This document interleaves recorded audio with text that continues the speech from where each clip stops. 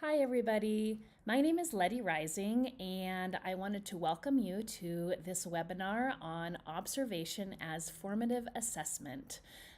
This is part of a series of formative assessment webinars, and I think that you're going to learn a lot about formative assessment and be able to implement a lot of the techniques that you learn in your classroom environments because this is really what we're doing. We are trying to take formative assessment and use it as a tool to drive instruction in the classroom environment. A little bit about me before we start. My name is Letty Rising, and I have been involved in education for a long time, I guess 25 years, and I've been in Montessori education for about 20 years between being an elementary teacher and also being a school administrator. I have been in public schools and I've been working in private schools as well. So I have the experience of needing to do formative and summative assessments in my different school environments. And I'm really excited to be talking about formative assessment because it is a really great tool to use in the classroom, and it's so vital in order to plan and inform your further instruction. So today, we're going to be starting to talk about observation as formative assessments. But before we get into that, I'll just tell you a little blurb about what is formative assessment. So, formative assessment is used before instruction in order to kind of find out where the students are. So it's kind of something that you do before you are doing instruction. You want to kind of see where they're at. You might give a little assessment when a student comes into the classroom just to kind of see what they're doing, and it's going to further plan what you're going to provide for them in the coming weeks. You also want to they're also used during instruction to find out how students are progressing. So while you're doing your instruction, you want to be using formative assessments to see how they're progressing. Are they mastering the concept? Are they understanding this concept? Do I need to reach them in another way? A few different examples of formative assessment are observation, which we're going to go into today, summaries, like having a student write a summary about something that they learned about, reflections, which are kind of similar to a summary, but they're going to reflect on what they learned about, how they felt about what they learned about, and just really look into that a little more in depth from a personal level. Strategic questioning is another form of formative assessment. Projects that demonstrate understanding of a concept, and self-assessment. So those are just a few different examples of formative assessment. There's actually quite a few more, but those are some basic ones. And I just kind of wanted to go over that before we went into observation. So now we're going to be talking about what is observation. So the dictionary would define observation as the action or process of observing something or someone carefully in order to gain information. So, in other words, observation means to watch carefully and pay close attention to the details of things. During observation, there's no action being performed, you're just watching and noticing. So it's really can be really difficult for a lot of teachers to observe because a lot of people feel like observing isn't doing something because it feels passive, and many teachers want to feel like they're doing something. And so sometimes the hesitation for observation comes from the feeling of, oh, I'm sitting here and watching and not doing anything. I've also had teachers express, oh, the last thing I want is for my school administrator to come in and say, oh, you're just sitting there and not doing anything.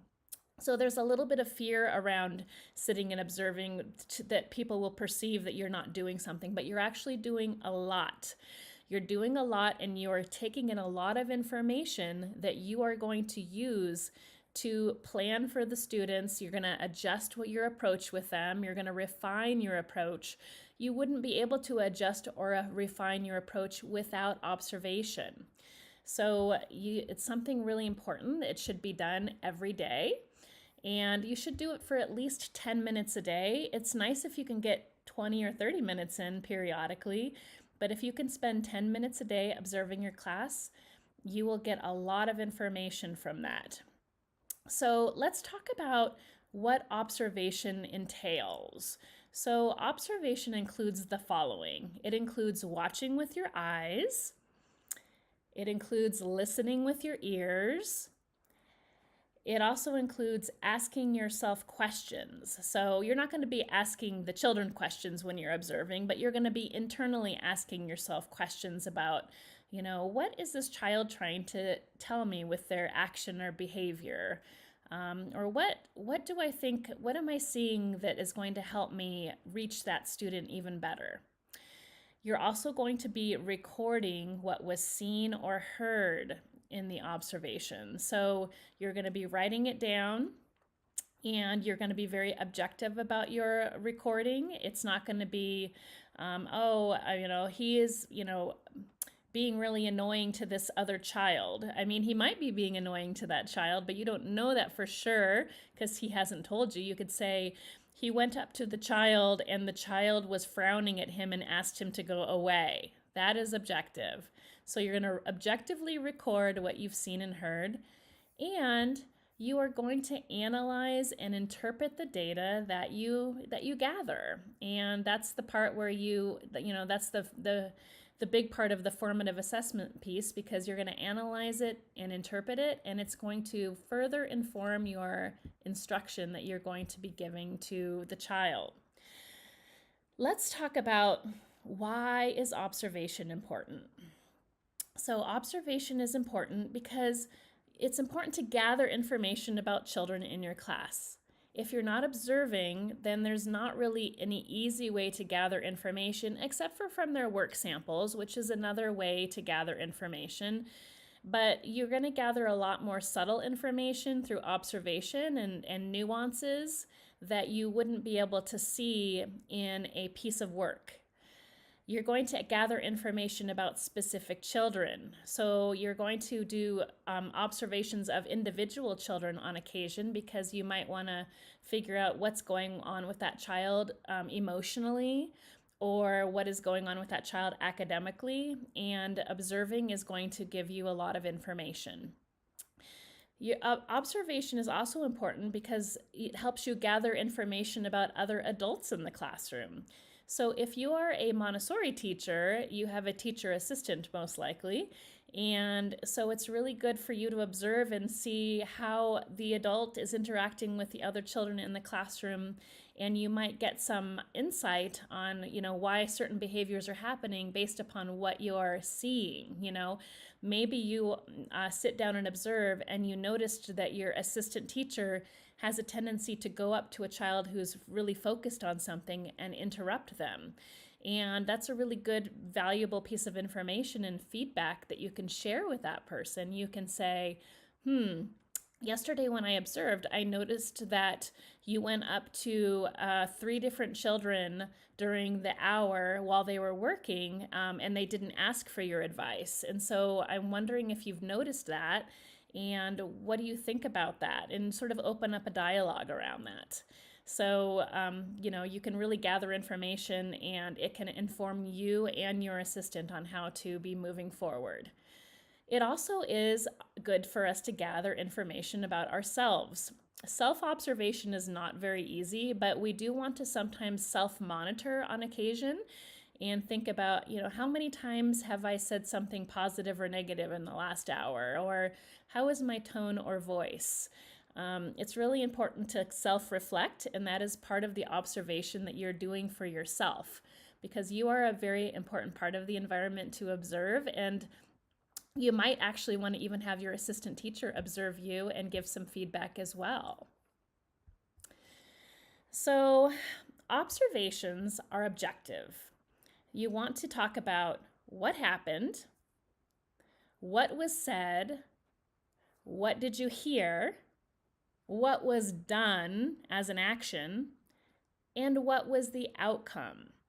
So again, we're not bringing in our judgments, we're not bringing our evaluations, we're not bringing our assumptions. We are looking at what we see, we are listening to what we hear, and we're seeing the actions that other people are taking and also what are the outcome of those actions. So our observations need to be objective in order to be effective. And this might, if you are a person who's not accustomed to observation that is more scientific, you're going to want to practice that. You'll want to practice, phrasing things so that you're making an observation versus an evaluation. You could say, oh, that child was being rude to that other child at the table. Being rude is actually not objective. You can say, this child said, your work is ugly. And, so that is objective. They said that. And so then that is helpful information and it's specific information. So now let's talk about the process of observation. So there's a whole process involved in the observation. It's like there's a work cycle in the Montessori environment, and you could say that there's also an observation cycle that you can use in any kind of education learning environment, and especially we use it in Montessori classrooms.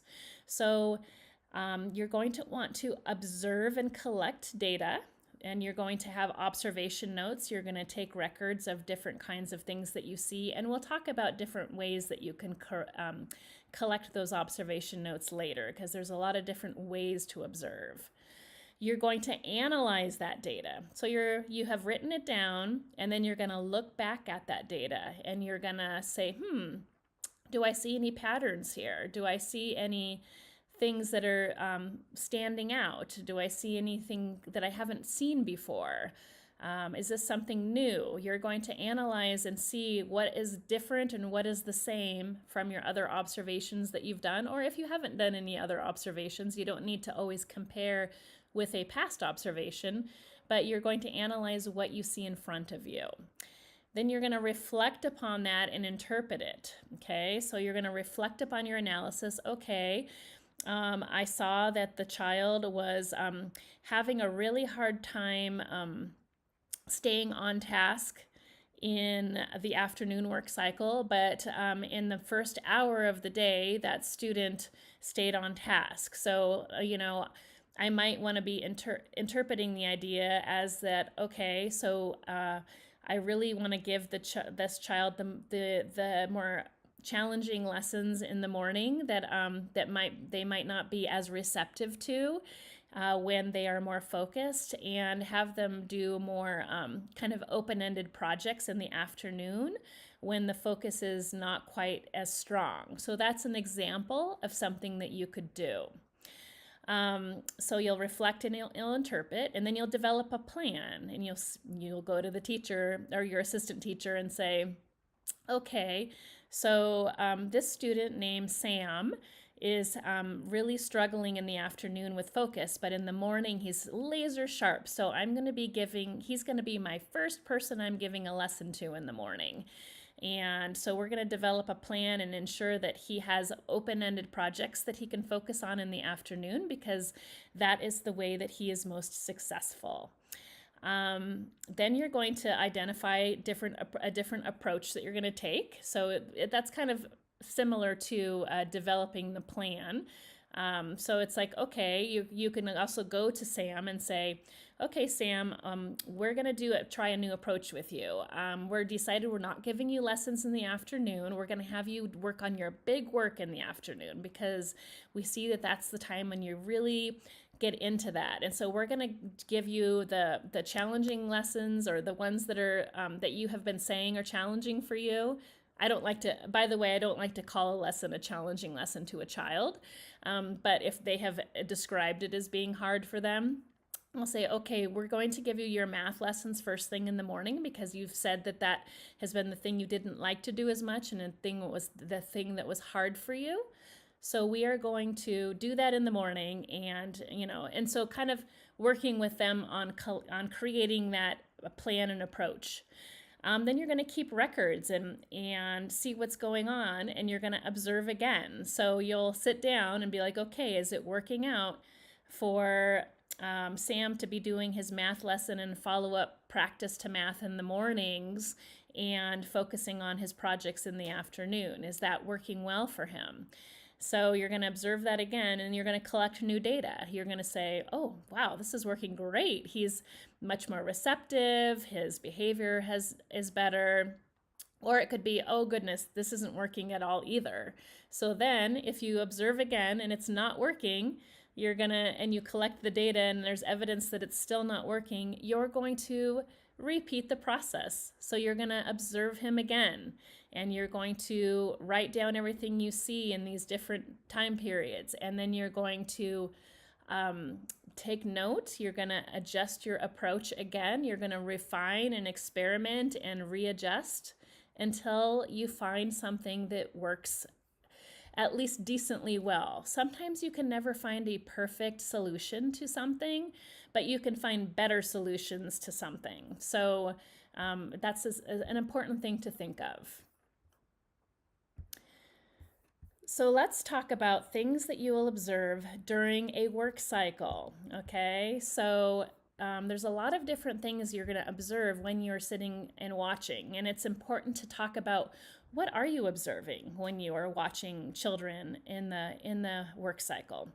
So first of all, when you're thinking about individual children, you're going to be looking for certain things versus when you're looking at groups of children. So let's start with individual children right now. So you're going to want to look at what time a child begins to work on a particular activity, what that activity is, and how long the child works on that activity. So that's something you can observe when you're observing. You can note the time. You can say, oh, this child is working on division with the racks and tubes, and he was working on it for 30 minutes. And then you might even do observe like every day around the same time and see what they're working on and how long they're working on it. Another thing you will want to observe is what kind of work does the child choose to engage in during the work cycle, and does the child persist in that activity for a length of time? So you want to look at what are they choosing and how long do they stick with that activity. So that's another thing to observe. Another thing to look at is if the child is spontaneously becoming diligent and hardworking all of a sudden, out of the blue, how many days does this continue? Some children have sort of peaks and valleys, so they will be really very hardworking for several days and go in spurts, and then they might not be as hardworking, and it's really good to kind of notice the pattern of that, and you can plan around that pattern, and you might be able to slightly modify that pattern as well. So it's a good thing to look at for helping children develop a rhythm, and also jumping into their rhythm and understanding it. You also want to look at how does the child demonstrate readiness to progress to the next stage of an activity. So how do you know when a child is ready for the next step? What do they do? Do they start getting avoidant of the work because it's too easy? Do they start wandering around? Do they come and tell you that they're ready for something new? Do they start saying they're bored? These are things that you want to observe and see what's happening and learn, like, how do they let you know when they're ready for the next step? You also want to see, is the child able to persist in their work despite any distractions or interruptions that are happening in the environment? That's a really important thing to notice too, because in Montessori, in the 3 to 6 years, in the primary years, as we call it in the United States, we don't want to interrupt their concentration. In elementary, it's understood that we can interrupt children for lessons and bring them in for a lesson knowing they can jump back into the flow of what they were doing previously because they have developed those powers of concentration. However, Some children have not yet developed those powers of concentration, and some are also struggling because they're new, and so they don't quite have the rhythm of stopping, going to a lesson, and then going back to something. So that's a good thing to take note of. And so for those children, you might say, okay, if I have a lesson scheduled and that child is a part of this lesson and they are focused on something else, I'm going to wait and not invite that child to the lesson, and I'll give it to them another time because they're still strengthening those muscles for concentration, and I want to have that. I want to help that. You also want to see if the child is interrupted, are they able to easily resume that activity after the interruption occurs? And that doesn't even just mean for a lesson, but if their friend comes up to them and asks them a question or talks about their weekend for a minute, are they able to talk about that for a minute and then go back to what they were doing? Or, if they have one interruption, are they sort of pulled away from that and they're not able to return? This is a very important thing to note. Let's talk about groups of children. So what you're going to want to notice here is group work happening spontaneously? Do children come together into groups, and are they spontaneously working together? Are they forming groups where they want to work on a project, and is that happening? Or are you needing to assign that, or is it just not happening at all? It's something to notice. You also want to notice what kind of communication is happening between the children during the group work. You want to see their communication patterns with each other and take note of that. You want to notice within the group dynamic who is following, who's taking the lead. In group work, a lot of times you'll see that one child will dominate the conversation or the discussion or the project, and there might be one or two who will be quiet and not say very much and then follow along. It's a little bit natural for there to be some natural leaders in a group and then the natural followers in a group. But you also want to help strengthen the leader's ability to take direction from somebody else and the followers' ability to strengthen their leadership skills. So these are important things to look at. You also want to look at how is the group work divided amongst the children within the group. Is it that one person is taking on a bulk of the work, or one or two are, and then one or two are not really doing very much? And is that a pattern? Is it similar that, when certain people come together, some people do all of the work and some people are sort of just observing and maybe participating verbally? So you want to take note of that. You also want to see, are any children using work as a prop? So using work as a prop means that they are appearing to do work, but they're not actually engaged in the work. So the work might be in front of them, and they might be in a group with people, but they're actually not contributing to what's happening. So they're using the work as a prop, which could be possibly an avoidance to doing it, maybe because they don't understand what their role is in that work, they didn't understand the content of the work, or they didn't get the general concept of the lesson, so the follow-up work to that is confusing to them. Could be any of those things, really. So let's talk about the different kinds of observation. So there are lots of different kinds of observation. I actually have listed, I think I have about 8 to 10 here that I will describe to you, but there's another 8 to 10 more. Don't want to overwhelm you though, because really there are a few that get used frequently by people, and most people settle on one or two types that they use that they feel is most effective for them. But there are some times when you need to use different kinds of observation for different reasons. So the first one is my favorite way of observing, which is called continuous observation. So this is when the observer finds a position in the room that allows for the visibility of the entire room, so you can see everything going on around you, and you record every single thing you see and hear. So the data is recorded like in a running record format as events occur. So you're writing down everything you see, everything you hear, and you're not going to catch everything, obviously, but you're just taking in everything from the environment and writing it down or typing it down. This is my favorite because I feel like I get like a whole big picture of what's happening, and I can also target in on individuals while I'm doing it. And then that kind of helps me for an individual observation I might do later on down the road.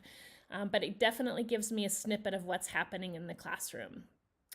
Another kind of observation is called antecedent behavior consequence observation. So this is when you observe a behavior and you record it. Let's say you have a child who is very emotional and they have an outburst, and they frequently have an outburst, so you're going to want to sit down and observe that outburst.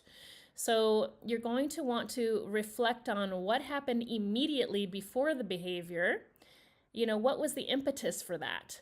Then you're going to record what happened immediately after the behavior. So you're recording the behavior, then you're reflecting on what happened before and what happened after.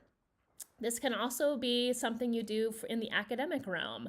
Maybe it is you record the behavior, and like you gave a lesson and a child says, I don't want to do this writing assignment. I hate writing. I don't like to write. And maybe they've done this before, so you are observing this. So you write that down and you think about what happened before that. Okay. I said that we were going to be writing a summary of something we learned about in the 3 phases of history. And then you're going to record what happened after that behavior. Do they settle down and struggle and try to do it? Do they have some sort of avoidant behavior? Do they go to somebody else to help? You're going to want to record and see what's happening there. And that's going to help you understand the child more and understand how best to approach the child in the future. Another kind of observation is called target child observation, I'm sorry. So this kind of observation is a detailed observation of a particular child based upon predetermined intervals of time. So it's based on a narrative observation and includes a coding system. So the teacher will create an observation form and a little coding system and record observations using this coding system, which is easier than writing down every single thing you see and hear. If you create a coding system for things that you're looking for, that helps more. And then you will evaluate that observation and then create a plan for the child based upon the observations. So this is basically just looking at one child, and you're looking at everything you see and hear, but you create a little code system so that you're not writing every single thing down. You can also do a continuous observation of just one child, and that's fine too, but you can also use a system where you create some codes for behaviors and and actions so that you can more quickly write down things, and that can make you a little more efficient in that way. But you're going to want to observe children, usually individual children. You want to observe them because of something that's happening in the social and emotional realm that you are curious about and you're not sure maybe how to approach. And you want to observe when it comes to their academic.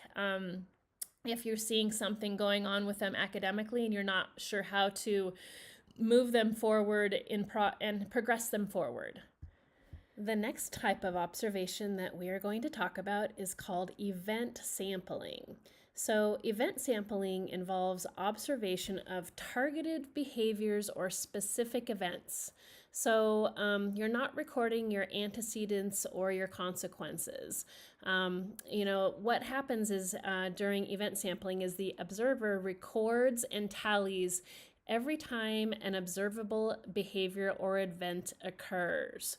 So, for example, maybe you have a student who is having a hard time focusing on work and they're getting up from their table and moving around the room a lot. So you're going to want to observe that child for 15, 20 minutes or whatever predetermined time that you have decided, and you're going to make a little tally mark every time they get up from their table and move about the room. So that is, and then you're going to kind of be able to see that, and you're going to do that over over periods of time, you're going to watch that same event and sort of see, does this increase? Does this decrease? Does this decrease? The event sampling can show how frequently or infrequently a specific event occurs, and it can be used to monitor developmental progress or the effectiveness of a teaching strategy that you have tried, that something you've changed in the past and you're trying to modify. It can also increase awareness of what the child is doing and what they're not doing. You can kind of tally different behaviors. You can also tally, different things that are happening in the class, and it can be very useful information in terms of noticing how often something is happening, maybe tally every time they blurt out and interrupt you during a lesson. And of course, you're going to do that very subtly, so they're not, noticing that. You can just have a little notepad next to you, and you are writing down tally marks, and people don't have to necessarily know why. Another kind of observation is time sampling. So it's similar to event sampling, but it is used to record behaviors and events that happen really frequently. So you're going to record the number of times a particular behavior is observed during a predetermined interval, like every 15 minutes, every 20 minutes. And that data is collected over multiple intervals to identify patterns. They're very similar, but they're a little bit different. The next one I want to talk about is selective verbatim observation. So here we record verbal cues of a specific nature, like positive statements that are happening, negative statements, neutral statements, or things that are off topic. And then you're going to determine patterns of verbal cues. This is actually something I like to do when I'm observing teachers as an administrator. I will kind of observe and see, like, how many positive statements does this teacher make in this 30-minute time frame or this hour-long time frame? How many negative statements did they make? How many neutral statements did they make? You can also do that with the children, just to sort of look at their communication patterns, and you can learn a lot from that as well. Another type of observation is traffic pattern observation. So you can use a map of the classroom that you've created, and at different predetermined intervals, note where either a certain child or a certain group of children are located at any particular time during that observation. So you'll want to observe for at least an hour for this, and you indicate every 10 to 15 minutes of intervals where the child is located within the room. So, you may have it so that you are observing one child and you observe for the whole hour and they stay that whole place for 1 hour. Or you might be noticing and observing every 10 minutes that the child is in a completely different spot around the room. That's going to give you some information about that child as well. We also want to look at on-task observation. So this is where you record the amount of time and the degree of focus on an activity. And it might involve either an individual child or a group of children. So, this is a really great thing to when group work is happening, and you can see how long do they stick with this together. Does the group work devolve quickly?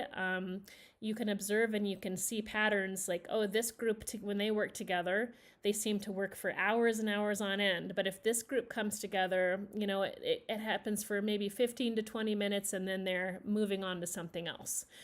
That is also helpful information too, because maybe you're going to want to plan your lessons with different children and, in different groupings based upon who can focus well together on an activity and who has a hard time focusing well. In the primary years, 3 to 6, focus is about the individual, but we also are talking about focusing in the context of a group in elementary. Like how long can you persevere within a group setting and focus within a group setting on a particular activity?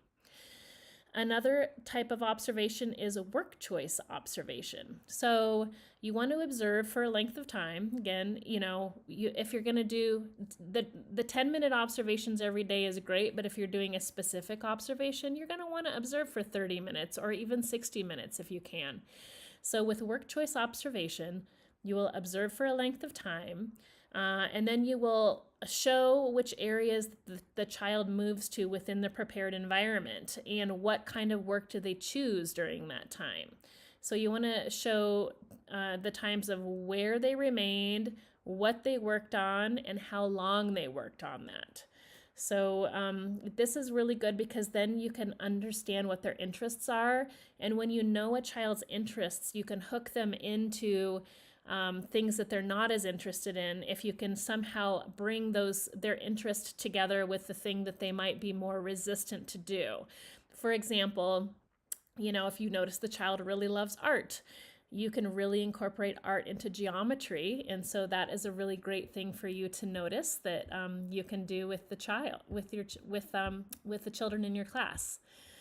The last one we'll talk about today is the observation checklist. So an observation checklist is a list of behaviors or skills that an observer is going to watch for when observing a class. And you will record the presence or the absence of these things. So observation checklists can give the observer a structure and framework for the observation. And it's very objective because you're just, you aren't even writing down what you're seeing and hearing. There's a list and you're like, do I see this or do I not see this? And so you can just check. And then you can also compare that checklist to another one that you're going to create and do when you do an observation the week after. And you'll maybe have a few checklists over a few different weeks. And then you can look at those checklists and identify patterns. Again, observation is really about identifying patterns and patterns of things that we need to see. So let's talk about observation tips, tricks, and techniques. So there's lots of different things that go into observation, as you already can tell by now. It's not just simply sitting and watching and writing things down. There's a lot you need to think about and keep in mind. So one thing you want to do is to observe the child without knowing that they are the focus of your observation. And that can be really hard for some people, but you really want to try to do your best to make sure that the child has no idea that you are watching them. I mean, they probably know you're observing the class, and that's okay. But if you're doing a specific targeted observation of a particular child, you really don't want them to know because they're going to change their behavior if they think that you are focusing on them. And you don't want that. You want to observe them as they are naturally behaving. Sometimes what I would do is I would actually kind of turn, when I'm observing, I might turn and look like in another direction, but really I'm looking out of my periphery at the specific child. But if you're not facing directly to that child, then they don't feel that you're looking at them as much, and that actually can really settle people down. Another thing you're going to want to do is observe and then write down when the child isn't observing you. So maybe you are looking around, and some children will hone in on the fact that you are looking at them or that you're observing in the classroom. So if they're staring at you, that's not the time to start writing things down. Wait till they kind of look off somewhere else, and then you can try to write down then. It's not the worst thing in the world if you do it, but if you can avoid writing when they're looking at you, that's ideal. You also want to move your eyes back and forth across the classroom without focusing on one particular child. If you're just kind of scanning the room periodically, that is a great thing to do. Another thing you're going to want to do is observe by listening as well as by watching. So this is actually my favorite thing to do, is to sort of turn my head in a different direction and pretend like I'm looking at something else. And maybe I'm seeing out of the periphery, but if they're actually really astute and they're noticing that, I'll just really even not be able to see out of my periphery, but I'm listening. And so I'll pretend like I'm looking at something else and I'll be writing something down, but I'm really writing and recording what I'm listening. So we have to be super stealth and sneaky when we are doing observations sometimes, because again, if they think we're watching them, then they're going to change their behavior, and we're trying to observe their regular behavior, not anything that is unique or out of the ordinary. You're also going to want to observe the child's words and actions. That's what we were observing. But not only that, you also want to observe their body language. So you want to observe their eyes, their facial expressions, their body positions. Are they slumped down in the chair like this and looking down? Are they using their hands like this and they're excited and expressive? You're going to want to look at their facial expression when somebody talks to them. Do they seem scared? Do they seem apprehensive? You want to notice all of those things. You also want to notice the voice. What is their tone like? What is their volume like? Is their tone harsh at somebody? Is their tone tentative? Is their volume really loud? Is it soft? So these are other things that you're going to want to look at when you're observing, and also things that you're going to want to keep in mind when you're observing.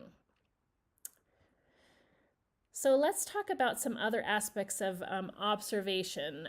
So when we're observing, one of the things we want to think about is, what could be the origin of the situation? Like, where is this situation coming from that we're observing? Like, what is the antecedent even? What is the cause? What is the origin? Where could it be coming from? So the origin of the situation you're observing might be coming from the prepared environment. Maybe the environment is not prepared in a way that is conducive to the child. Maybe the prepared environment needs to be rearranged a little bit in order to accommodate a child's needs. And these are things that you want to consider. How is my environment prepared so that I am setting up my students for success, and so that they can learn and grow and optimize their learning experience? Another origin of the situation could be interactions between the child and the teacher. A lot of times teachers don't realize what a big effect that they have on the children in their classrooms and the interactions that they have. If they are, there are different ways. I talk about this in another talk that I do sometimes, but I'll slip it in right now. There are lots of different ways that adults and children talk to each other in communication patterns. Generally speaking, we are either using positive statements like, "Oh, I really love the color blue that you used for the sky in your painting." There are negative statements, "That painting is ugly," which hopefully nobody will ever say. There are neutral statements like, "Oh, you used blue in your painting. I see that you used blue. I noticed it." There are directives. Please put your painting away. Please put on a smock before you paint. Please make sure you don't spill. And then there are, those are directives. I might have flipped those around. So those are directives. And then there are questions. Tell me a little bit about your painting, and where can you put it away when you're finished? So the thing is, you want to maximize your positive statements and your questions and your neutral statements or your noticing statements, and you want to minimize directives, and you want to eliminate negative statements.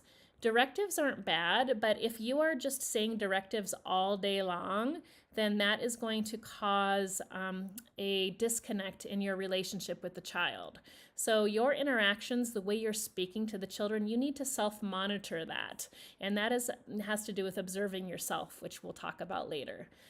Another origin of the situation could be interactions with other children. So, children are not in the classroom by themselves, and elementary is a very social time. So their interactions could be causing the origin of the situation to occur. Another origin could be internal situation. Maybe the child has something going on emotionally. They could have some sort of a, they need to go see a professional because there's some sort of a psychological or physical thing happening that's causing what you're seeing to happen. Another thing is interaction between the child and the family. So, there could be things going on at home and they're bringing it to school, and that could be the origin of the situation. Now, as a side note, you never want to go up to a parent and say, "Is there anything going on at home?" Because that's going to put them on the defense. But what you are going to want to say is something like, "I've been noticing that Sam has been having a really hard time remembering to put his things away. And he's also been wandering and seeming like he's not able to focus, and he seems a little bit sad. Have you noticed these things at home as well?" And that way you're inviting them into the conversation. But anyway, that's a little side note and a little tip in that way. But interactions between the child and the family could be the origin of the situation as well. So you want to think, what is the origin? And really don't discount yourself as the other part of the environment, and really reflect on, am I contributing to what's happening? Is there something I could shift and adjust in my practice that could make this situation better? Another thing you're going to want to look at is patterns. We've talked about how when you're observing for patterns. So let's get a little more specific about patterns that we're looking at. So is the behavior time related? So is it related to they have this behavior before lunch, or before the read aloud, or after lunch, or right when they come in the morning, or right before they're leaving? You want to know, is there certain times when certain things happen that you're noticing in terms of patterns? Is the behavior, or is the pattern material or activity related? Is it every time you bring out the division material, or every time you bring them to a writing lesson? Do they have a certain kind of something that happens during then? So you want to see, is it material or activity related? Is it related to other children? So it could be work partners, like maybe when they work with certain partners, certain behaviors happen that you see that you don't see with other people. Or it could be children who are even in proximity. Like if some child is near them, they have a certain kind of a behavioral effect than if they are not near that child. So you want to look at, their relations to other children when you're identifying patterns. You also want to think, is this related to the space that the child is occupying in the classroom? Like, is it, do you see a certain behavior when they are sitting on the carpet using a small floor table? Or does it happen when they are sitting against the wall, or if they're in this part of the room? You want to kind of see where they are when certain behaviors are happening that you see happening regularly. You want to know if it's related to a certain occasion. Again, like it could be before lunch, but also during a special event. Like, does it happen before holidays, or before a birthday celebration, or some sort of a occasion that's happening, the end of the year celebration? You want to look and see, some children are sensitive to events, and they need to have some extra support around that time, and it's always good to know and have that knowledge so that you can plan your instruction accordingly. Is it related to transitions? So some children really struggle from, ending something and beginning another thing. And you want to also give those kind of children a heads up, like, okay, we're going to have our lesson in 15 minutes. I just wanted to let you know, to give you a little head start. Or we're going to be cleaning up for lunch in about 5 minutes, just giving you a 5-minute heads up so that you know it's happening. So again, if you're noticing that certain behaviors happen at transitions, then you can modify your behavior to make things a little bit easier. And then you can also, that will sort of help them with their workflow as well. You also want to know if it's related to anything happening at home. Again, as we talked about earlier, you don't want to go and accuse the parents, is there anything going on at home? Because they do not do well with that. You want to invite them in to be partners with you on that, to figure things out. So, based upon information gathered, you want to develop a plan of action. So you're going to want to create a plan that meets the needs of the child, both academic and social and emotional, based upon all your observations. So maybe you're going to notice that a certain child does really well when he is in a small group lesson with children with 3 or less children, or maybe just one other child. Whereas if that child is in a group of 6, that doesn't work very well. So you're going to adjust and modify that child's academic plan so that they are getting lessons with just partners, so that they can just start out with one-on-one, and then maybe they can expand to a larger group later on. You also want to look at the social and emotional aspect of things. If you notice that a child struggles when they are sitting with a certain, they set each other off. In our elementary Montessori lesson, the first great lesson talks about particles that like each other and they don't like each other.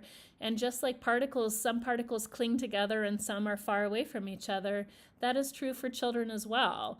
So it's really important to look at that some people do not connect really well together. So you want to make sure you're not giving lessons to those children together unless you're ready and willing to scaffold an experience to try to get them to work together more effectively. But if you're not ready for that lesson yet and you are just trying to get them, the lessons and the content, you might want to make sure you're not having those people together. You want to formulate actions to assist the child's observed strengths and challenges. So basically, you're going to make your observations and you're going to see what are these children's strengths, what are the child's challenges, and you're going to create some actions based on that. You're going to be like, okay, this child really seems to be excited about dinosaurs, so I'm going to bring in the timeline of life, and we're going to be working through that because that's an interest that they have. And this child struggles with writing, but you know what? Let's see if we can incorporate some writing work into the timeline of life, and they can write a little fact on each index card, and they can glue it onto their own timeline.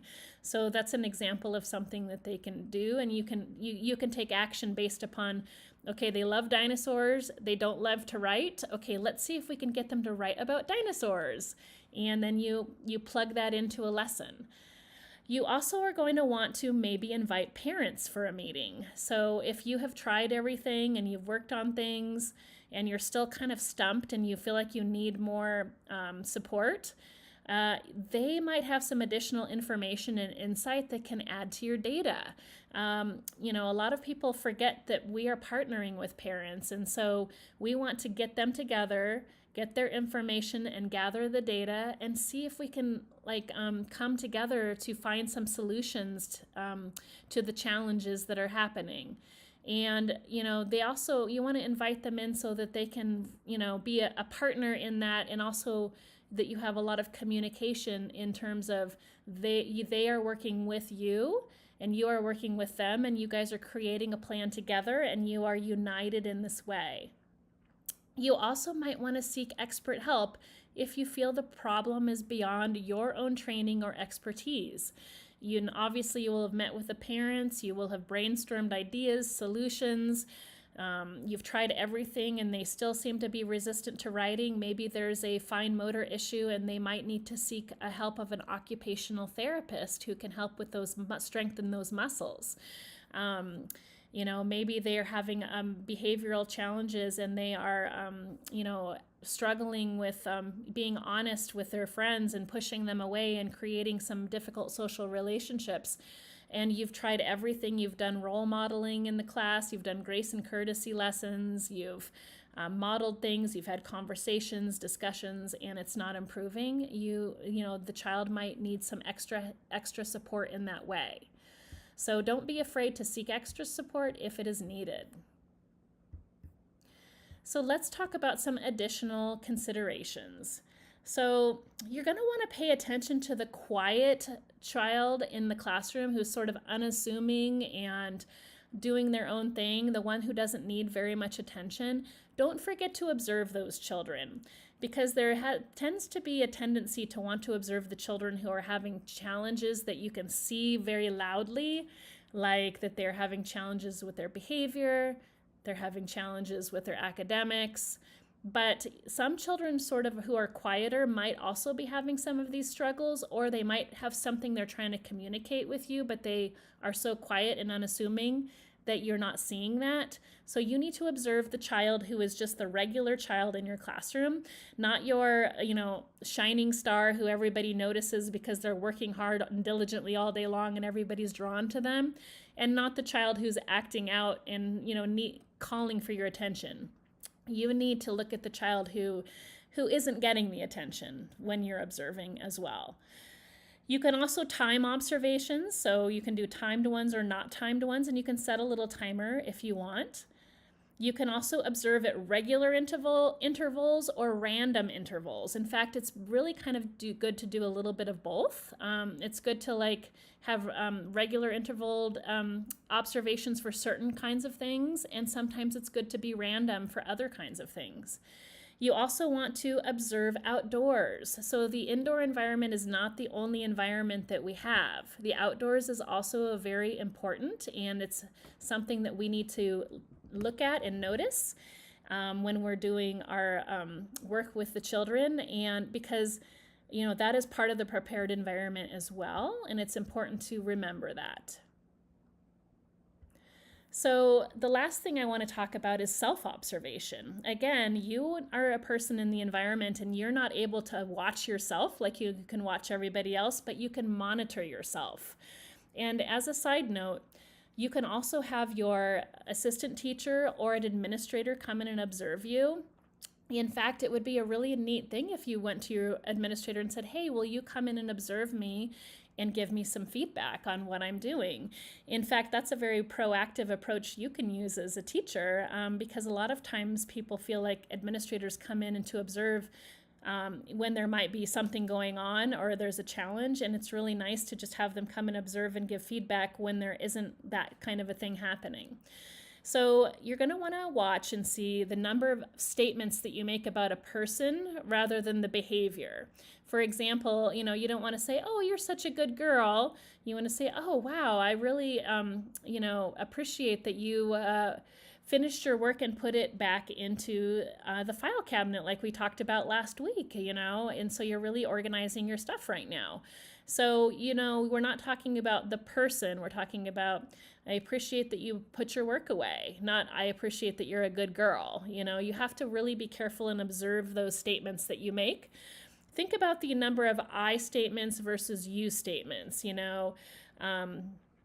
You are always leaving a mess everywhere, all over the room, and I'm tired of it, is very different than I would like for you to put your work away so that we can get ready to go outside.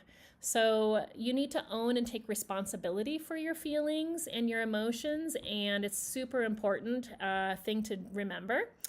You also need to think about, are you speaking too much or too long, or are you interrupting? So if your lessons are going on 40-45 minutes and their eyes are glazing over, you need to take note of that and make an adjustment.